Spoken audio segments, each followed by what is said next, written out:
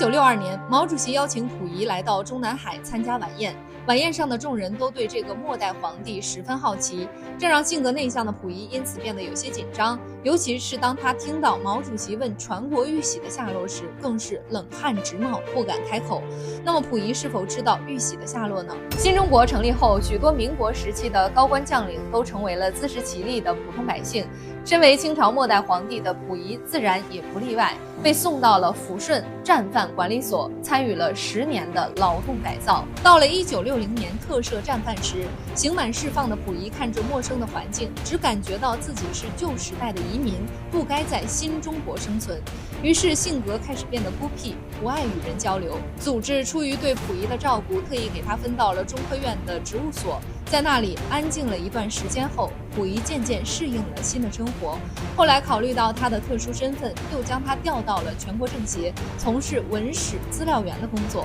帮助查漏补缺中国历史，但还是无法改变他的悲观态度。直到1962年，一封来自中南海的邀请函，才让他的生活发生了一些转变。溥仪收到毛主席的宴请后，既高兴又紧张。高兴的是自己能和国家领导人见面，紧张的是自己作为末代皇帝，不知道毛主席是如何看待自己的身份。虽然他的内心十分犹豫，但请柬收到了，也只能赴宴。在宴会上，溥仪非常紧张，生怕自己说错话，惹到什么人。毛主席见此也很是无奈，因为这场宴会本就是为了溥仪举办的，为此还特地安排了许多社会名流参加，其中不乏认识溥仪和溥仪认识的人。毛主席眼见气氛有些尴尬，还打趣表示，过去我们都是宣统皇帝的臣民，连见一面都很难，更别说一起吃饭了。在场很多人听后都笑了起来，溥仪也听出了毛主席的意思，神情也有了好转，渐渐地和周围人交谈了起来。到了饭桌上，毛主席问起了溥仪的近况，并表示可以找一位贤妻相互辅佐，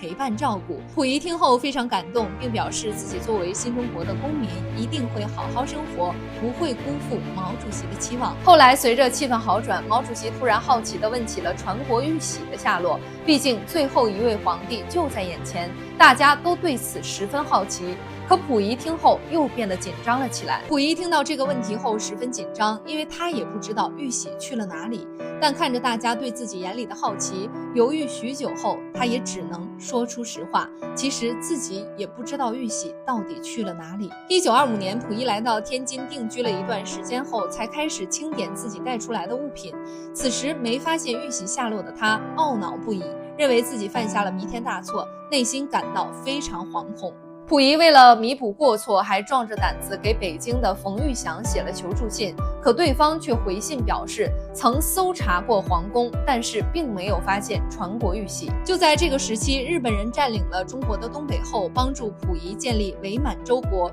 实际上是将他当作傀儡，以便日本进行殖民计划。此时的溥仪有日本人帮忙，就想到了让他们去帮忙寻找传国玉玺。日本向来崇拜中国文化，得知此事后也露出了极大的兴趣，于是他们计划找到后就自己独吞，可后来花费了大量力气四处寻找，最终也没有什么结果。毛主席听完溥仪的话后也不纠结，并表示这玉玺是封建王朝欺压百姓的象征，如今丢了也好。宴会结束后，溥仪只感觉到全身放松了许多，因为在来宴席之前，溥仪一直认为自己是旧时代的移民，和新中国有着强烈的割裂感。可随着这次和毛主席的交流，他发现毛主席并不像古代王朝的皇帝一样，反而非常和蔼可亲，可很多时候会为他人着想。于是溥仪重新唤起了斗志，并开始努力生活，于1962年与李淑贤结为夫妻。